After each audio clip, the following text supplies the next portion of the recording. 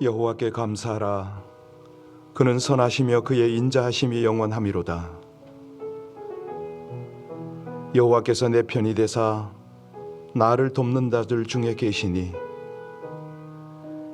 여호와께 피하는 것이 사람을 신뢰하는 것보다 나으며 여호와께 피하는 것이 구관들을 신뢰하는 것보다 낫도다. 우리의 능력과 찬송이 되시고 우리의 구원이 되시는 하나님, 하나님의 백성들을 신실하게 인도하여 주시고 다시 한번 부활의 신앙으로 재무장할 수 있도록, 주 앞에 살아갈 수 있도록 우리 하나님의 은혜를 베푸심을 감사를 드립니다. 이 새벽에 그 감격, 그 감사를 가지고 주님을 높이며 우리 하나님의 음성 듣기를 원하오니 성령으로 우리 마음을 주장하시고 말씀으로 역사하여 주시옵소서. 예수님 이름으로 기도하옵나이다. 아멘. 어제 부활주일을 예배드리면서 하나님께 감사할 것이 참 많습니다. 아니 그냥 그 하루 전만 해도 우리 친교가 좀 될까 생각을 했는데 아침에 딱 보니까 결혼이며 뭐 푸짐한 음식이며 너무너무 감사했고요. 또 우리 아동부, 중고등부 연합예배로 함께 드리는데 뭐 뻘쭘뻘쭘하긴 하지만은 그래도 다들 잘 해내는, 아니 그 모습을 보기 너무 감사하고요. 특별히 감사한 것은 못 보던 얼굴들이 이제 1부, 2부 예배에 돌아 나오셨잖아요. 그런데 이 코로나 위기 속에 큰일 당한 분이 없는 거예요. 그리고 나름대로 신앙을 잘 지켜오신 게 너무너무 감사하더라고요. 이거 목사 힘으로 되는 거 아니거든요. 여러분 힘으로 되는 것도 아닙니다. 하나님이 하셔야 되는 거거든요. 그 모습을 보면서 너무너무 감사해서 이 아침에 우리 다른 거 다 내려놓고 우리 감사 찬상 드렸듯이 감사의 기도를 좀 올렸으면 좋겠습니다.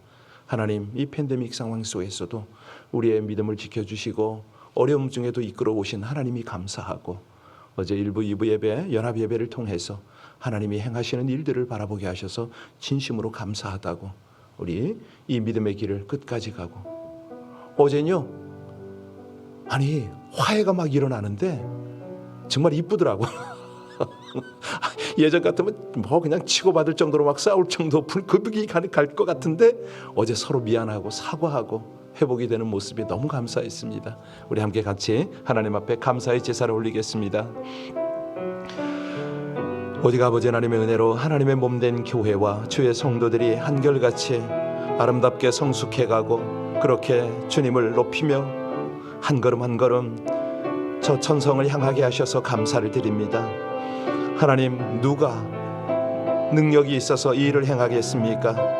하나님이 지켜주셨고 하나님께서 저들의 신앙을 만져주셨고 아버지 하나님 모든 관계들을 주님께서 그렇게 이끌어 오셨음을 고백합니다. 우리 어린 심령에서부터 작년에 이르기까지 팬데믹의 어려움 중에도 한 명도 어려움 당하지 아니하고 끝까지 믿음 지키고 올 수 있도록 은혜 주심을 감사합니다. 성도들 서로를 돌아보게 하시고 격려하게 하시고 위로하며 이 거친 세상, 죄악 세상을 믿음으로 하나님 앞에 충성을 다하며 나갈 수 있도록 모든 은혜 베푸신 분이 하나님이심을 고백합니다. 우리의 신앙을 부활 신앙으로 이끌어 주시오니 아버지 하나님 앞에 온전히 충성을 다하는 주님 나라에 가서 주께 영광 드리고 칭찬받는 상급받는 우리 온 교회 모든 성도 되게 하시기를 간절히 원하며 이 아침도 주의 음성 듣기를 원할 때 우리 주 예수님 이름으로 감사하며 기도하옵나이다. 아멘. 오늘은 출애굽기 1장입니다. 구약성경 출애굽기 1장 1절로 14절의 말씀입니다. 출애굽기 1장 1절로 14절의 말씀을 우리 같이 합독하시겠습니다. 야곱과 함께 각각 자기 가족을 데리고 애굽에 이른 이스라엘 아들들의 이름은 이러하니 루벤과 시몬과 레위와 유다와 이사갈과 스불론과 베냐민과 단과 납달리와 갓과 아셀이요 야곱의 허리에서 나온 사람이 모두 70이요 요셉은 애굽에 있었더라. 요셉과 그의 모든 형제와 그 시대 사람은 다 죽었고 이스라엘 자손은 생육하고 불어나 번성하고 매우 강하여 온 땅에 가득하게 되었더라. 요셉을 알지 못하는 세 왕이 일어나 애굽을 다스리더니 그가 그 백성에게 이르되 이 백성 이스라엘 자손이 우리보다 많고 강하도다. 자, 우리가 그들에게 대하여 지혜롭게 하자. 두렵건대 그들이 더 많게 되면 전쟁이 일어날 때에 우리 대적과 합하여 우리와 싸우고 이 땅에서 나갈까 하노라 하고 감독들을 그들 위에 세우고 그들에게 무거운 짐을 지워 괴롭게 하여 그들에게 바로를 위하여 국고성 비돔과 람셋을 건축하게 하니라. 그러나 학대를 받을수록 더욱 번성하여 퍼져나가니 애굽 사람이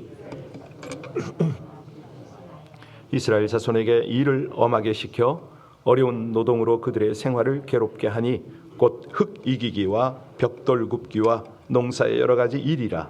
그 시키는 일이 모두 엄하였더라. 아멘.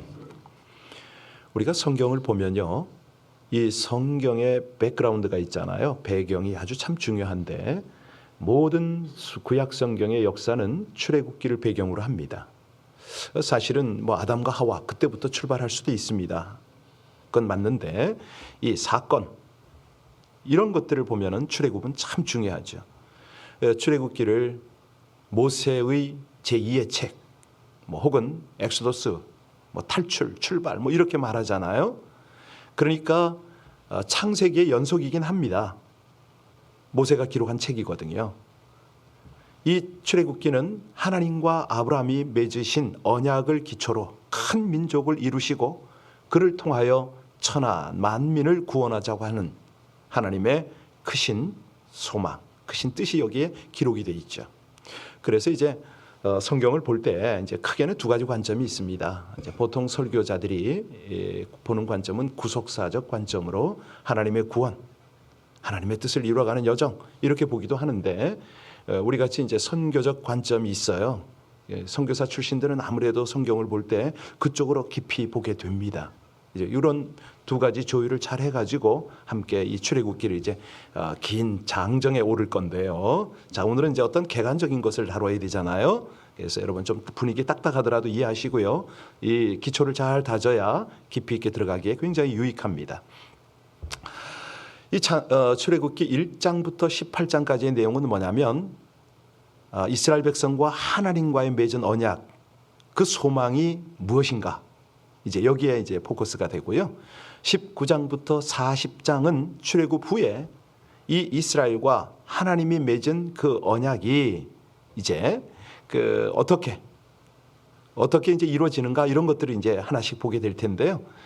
우리 오늘 말씀은 이스라엘 민족이 큰 민족으로 창성된 그 과정, 그리고 애굽 왕 바로의 노예로 전락한 과정, 이것이죠 이제.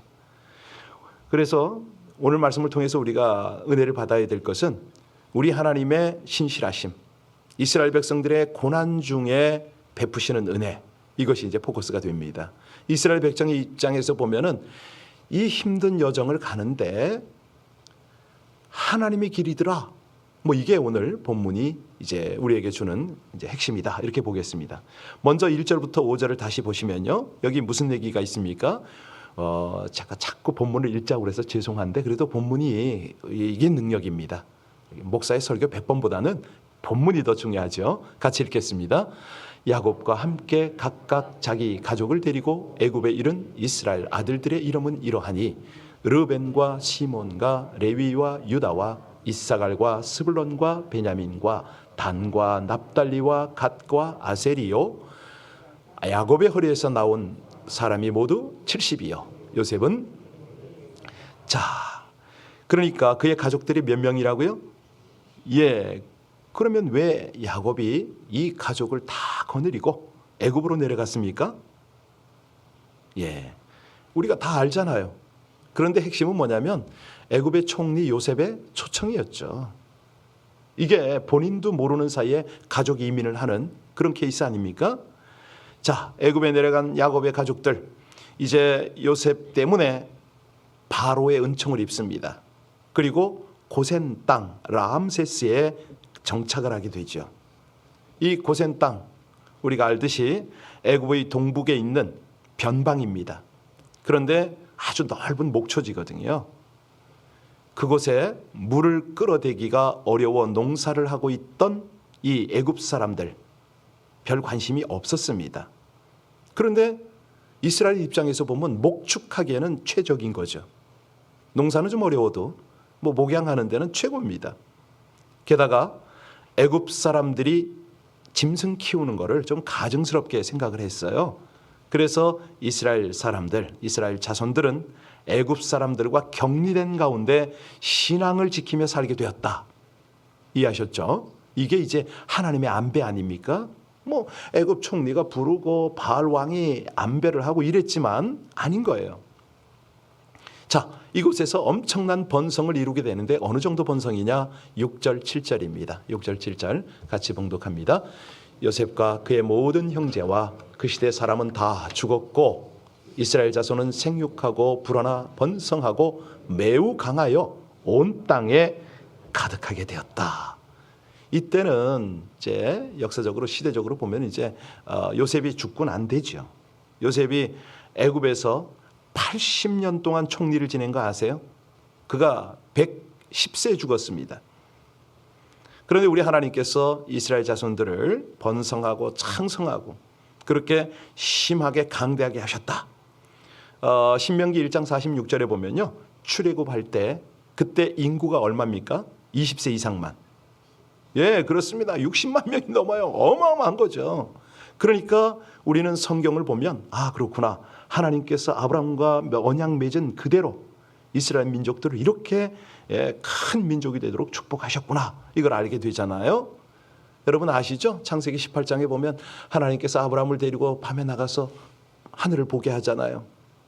하늘에 별과 같이, 그렇죠. 내 민족을 티끌같이 그렇게 많게 하겠다 약속을 하셨습니다. 그런데 아브라함은 이삭 하나 낳는데 이삭과 야곱에게 계속 하나님이 은혜를 베푸셔서 그냥 동서남북에 편만하도록 그렇게 하나님의 약속은 계속 진행이 됐습니다. 하나님께서 조상들에게 언약하신 말씀 그대로 그 후손을 심히 번성케 하고 창성케 하셨다. 이 요셉 시대 사람들은요 다 사라졌습니다. 요셉을 알던 왕들도 다 죽어버렸어요. 그런데 이스라엘은 점점 창대해졌다. 이게 이제 지금까지의 내용이었습니다. 그러면 하나님께서 야곱의 후손들로 하여금 큰 민족을 이루게 하신 뜻이 뭐예요? 그 까닭은 이스라엘 백성들로 하여금 아브라함과 같이 하나님을 경외하는 민족을 만들기 위함입니다. 더 나아가서는 이 이스라엘 민족들이 움직이는 곳곳마다 하나님을 경외하는 그런 나라들이 되도록, 이게 이제 선교적 관점인 거죠. 그렇게 이제 구속사적으로 보면 이스라엘 민족만 이렇게 되는 거죠. 이스라엘 민족들이 그것 때문에 참 많은 시행착오를 겪었습니다. 그런데 하나님의 뜻은 아니잖아요. 열방과 모든 민족이 당신의 백성이니까, 다 지은 바 되었으니까 다 같이 하나님을 알아야죠. 다 같이 구원을 받아야죠. 자, 우리가 받은 이 축복은요, 사실은 이면에 하나님의 뜻이 있습니다. 아니, 하나님의 기대가 있죠. 우리 가정이 남다른 은혜를 받고 복을 받았으면 반드시 하나님의 기대가 뭘까? 이 생각을 해야 됩니다. 우리 자녀가 좀 출중할 수가 있어요. 그렇다면 우리 하나님께서 우리 가문을 통해서 이루고자 하는 게 뭔가? 우리 민족적 기대나 사회적 기대나 세계적 기대나 어떤 복음적 기대가 분명히 거기 있다는 걸 우리가 기억을 해야 되는 거죠. 우리가 병석에서 골골하다가 아프다가 여러 가지 방법으로 건강해졌다. 그렇다면요, 그건 더 이상 죄 지으라고 준 거 아니거든요. 하나님이 기대하는 것이 있다, 이거를 생각하면 죄 짓지 않습니다. 그런데 조금 살만하면, 먹을만하면, 움직일만 하면 이게 자꾸 죄 짓는 대로 신경을 쓰네요. 아니, 내가 가난하다가 어느 정도 안정이 되잖아요. 이 팬데믹 상황에서 경제적으로 조금 숨쉴만 하잖아요. 그러면 정신을 차려야 되는데 엉뚱한데 자꾸 신경을 쓴단 말이죠. 의뢰받으면 그 연후에 하나님이 기대하시는 게 뭘까? 이거를 헤아려야 되는데 결코 우연이 없는데, 공중에 나는 새 한 마리가 떨어지는 것도 우연이 아니라고 그러셨는데, 우리의 머리털까지 다 세신 바 되셨다고 말씀하셨는데, 아니 이 축복이 결코 우연히 올 수가 없다는 것이죠. 우리가 겸손한 자세로 진지하게 하나님 앞에 기도하면서 물어보면 그걸 우리가 깨닫잖아요. 너무너무 어제 감사했던 게 이런 고백을 해도 되나 모르겠다. 오랜만에 우리 교회 연결되신 분이요, 남편이 돌아가시면서 이렇게 유언처럼 남긴 게 있었나 봐요. 근데 그분이 작정을 하고 헌금을 하셨나 봐. 선교 헌금으로. 너무 감사하잖아요. 딱딱딱딱 맞잖아요, 이게. 그래서 하나님 감사합니다. 우리가요, 하나님이 주신 복을 가지고 오용을 하면 안 됩니다. 받은 바 축복 가지고 우리 하나님을 어떻게 하면 영광스럽게 할 것인가, 나와 우리 가정과 우리 민족이, 우리 교회가 시대적 사명을 어떻게 하면 감당할 것인가, 여기 포커스를 해야 된다는 거죠. 8절 볼까요? 8절을 보면 어떤 변화가 일어납니까? 요셉을 알지 못하는 새 왕이 일어나 애굽을 다스리더니. 요셉이 애굽을 위해서 얼마나 훌륭한 일을 했습니까? 국가 전망의 위기에서 애굽을 건져낸 사람 아닙니까? 아니, 그 애굽에 불어닥친 그 7년간의 대흉년을 극복할 수 있게 한 사람 아닙니까? 그런데 요셉을 알지 못하는 새 왕이, 여기 뭐냐면 요셉의 업적을 인정치 않는 이런 뜻 아닙니까? 새로운 왕조가 일어났다는 거예요. 이제 그 역사학자들의 얘기를 쭉 들어보면은 이제 애굽의 힉소스 왕조를 몰아내고 들어선 18대 왕조를 가리킨다, 이런 말도 있고, 그런데 그런 건 중요하지 않습니다. 여기서 새 왕이 두려워한 점이 뭐냐, 이게 중요한 거죠. 우린 성경을 봐야 되니까 9절 10절 함께 봅니다. 9절 10절. 그가 그 백성에게 이르되 이 백성 이스라엘 자손이 우리보다 많고 강하도다. 우리가 그들에 대하여 지혜롭게 하자. 두렵건대 그들이 더 많게 되면 전쟁이 일어날 때에 우리 대적과 합하여 우리와 싸우고 이 땅에서 나갈까 하노라 하고. 애굽 왕은요, 이스라엘 백성이 창성한 걸 보고 위기의식을 느꼈습니다. 특히 이스라엘 자손들이 쫓겨난 이 힉소스 왕과 함께 합세해서 애굽의 쿠데타를 일으킬까 봐 두려워한 거죠. 특별히 이스라엘 백성들의 이 종교가 애굽과 같지 않잖아요. 어떤 문화적으로 이질이 많고. 그래서 이 이스라엘 백성들을 더욱 경계하게 됐습니다. 묘책에 묘책을 구하다가 이스라엘을 노예로 삼자. 그리고 그들을 경제 건설에 이용하자. 이렇게 결정이 된 거죠. 강제 노동시키고 괴롭히고 번식을 억제하고 어떻게 하면 이스라엘 인구를 줄일까, 아주 몰골하게 됐습니다. 그래서 이 성을 건축하는 것이 바로 11절 아닙니까? 11절 같이 봉독합니다. 감독들을 그들 위에 세우고 그들 위에 무거운 짐을 쥐어 괴롭게 하여 그들에게 바로를 위하여 국고성 비돔과 람셋을 건축하게 했다. 그런데 이때부터 중노동에 시달리는 이스라엘이 어떻게 반응하느냐? 12절입니다. 12절 같이 읽습니다. 그러나 학대를 받을수록 더욱 번성하여 퍼져나가니 애굽 사람이 이스라엘 자손으로 말미암아, 우리 그리스도인들의 특징이 뭡니까? 고통이 오면, 어려우면 더 하나님께 매달리잖아요. 그랬더니 이런 결과가 나오는 겁니다. 이 이스라엘 백성들이 힘드니까, 어려우니까 딴 생각 안 하는 거예요. 하나님께 기도하는 거예요. 이거 빨리 좀 벗어나게 해달라고. 그러니까 여러분, 우리가 적당히 고난당하는 거는요, 참 은혜입니다. 하나님의 크신 은혜를 경험할 수 있는 하나님의 길을 가게 되는 거죠. 여기 보니까 오히려 더 번성했다. 사실요, 저가 이제 베이비붐 시대 사람 아닙니까? 전쟁 끝나자 얼마나 먹고 살기 어려운데 애들은 엄청 낳더라. 이런 거. 여기 오늘 본문 그대로잖아요. 애굽 사람들은요, 점점 이스라엘 사람들에게 근심하게 되었습니다. 바로 왕이 당황한 거죠. 그래서 그의 조치가 뭡니까? 더 13절에 보니까 더 어떻게 일을 시켜요? 엄하게 일을 시켰다. 우리 13절 14절 마지막 절까지 같이 읽겠습니다. 이스라엘 자손에게 일을 엄하게 시켜 어려운 노동으로 그들의 생활을 괴롭게 하니 곧 흙 이기기와 벽돌 굽기와 농사의 여러 가지 일이라. 그 시키는 일이 모두 그럼 어떻게 될까요? 체력이 얼마나 강해지겠습니까? 저도 가끔 그런 생각을 합니다만은, 이제 교회나 바깥에 일할 게 있으면은 절대 저는 그게 일이라고 생각하지 않습니다. 운동할 기회를 주셨다 생각하고 이런 기회에 내가 근육을 길러야지, 항상 그래요. 그러니까 불평불만이 없는 거죠. 아마도 이스라엘 백성들이 정말 이제 당시 역사 자료를 이렇게 보면요, 그들이 나체였습니다. 나체로 노동을 했는데요, 노예니까. 그래서 그 그림 중에는 내 손에 채찍이 있다, 게으르지 말라, 뭐 이런 문구가 적혀 있다고 그러네요. 그들이 하는 일은 보면 이제 흙 이기기, 벽돌 굽기, 뭐 운하 파고, 댐 건설하기, 뭐 이런 것들, 높은 곳으로 물을 끌어올려야 이제 농장 일을 하니까 뭐 그런 일들을 다 했다고 그러죠, 노예들이요. 자, 어떤 절대 군주, 노예들에게 엄청난 그 일을 시키잖아요. 이 알렉산드리아 운하를 팔 때요, 동원된 인원이 15만 명이라고 그럽니다. 그 중에 한 2만 명의 노예가 희생이 됐다고 그러잖아요. 우리 미국도 그러잖아요. 서부 개척할 때 얼마나 많은 우리 그 중국 사람들이 죽었습니까? 예, 그렇습니다. 자, 여하튼 간에 하나님께서는 왜 택한 이스라엘을 이런 고통 속에 두셨느냐? 이게 이제 우리는 오늘 이 말씀 묵상의 이제 결론입니다. 이스라엘은 300년 이상 애굽에 살면서 약속의 땅에 대한 소망을 잃어버렸어요. 여기가 좋사오니 이렇게 된 거예요. 먹고 살만하니. 예. 세상에 안주하고 하나님을 의뢰하지 않았던 겁니다. 그래서 하나님의 방법은 뭐죠? 요셉을 알지 못하는 새 왕을 통해서 이스라엘에게 고통을 가하는 거죠.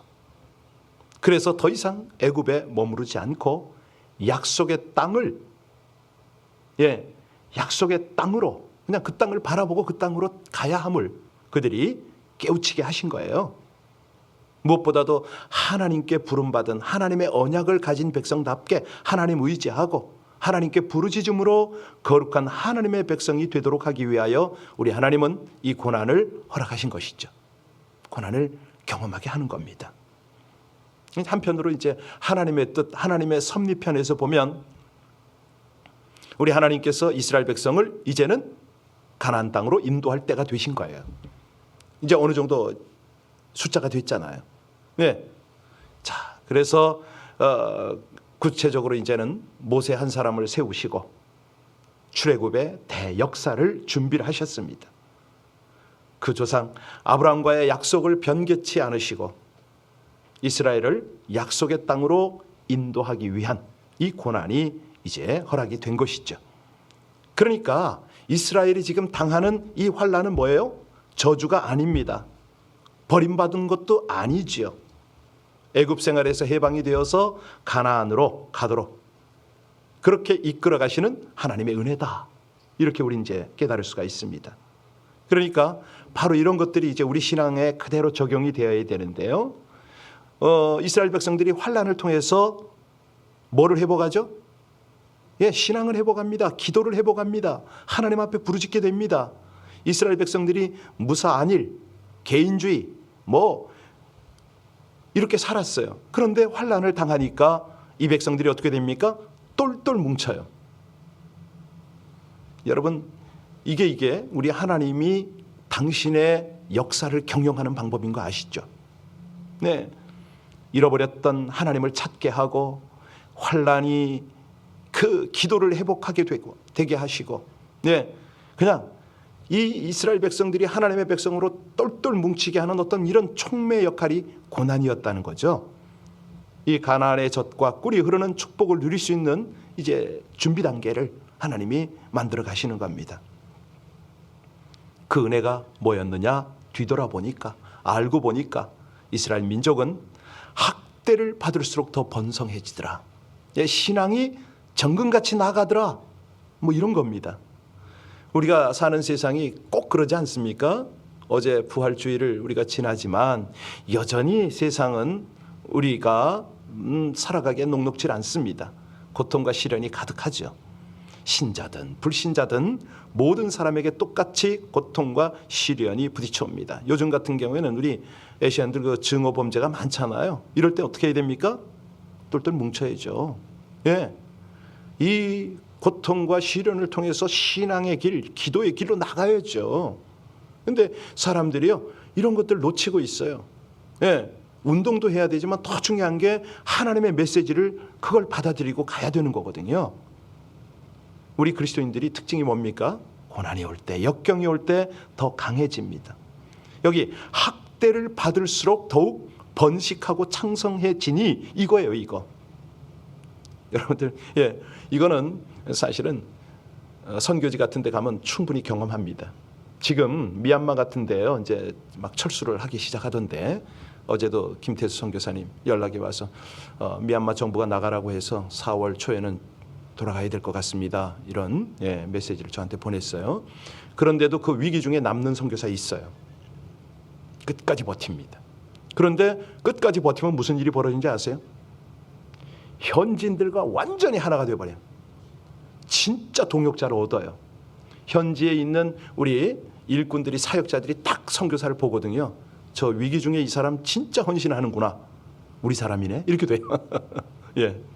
아주 그냥 그때 이 물밑으로는 교회와 성도가 엄청나게 일어납니다.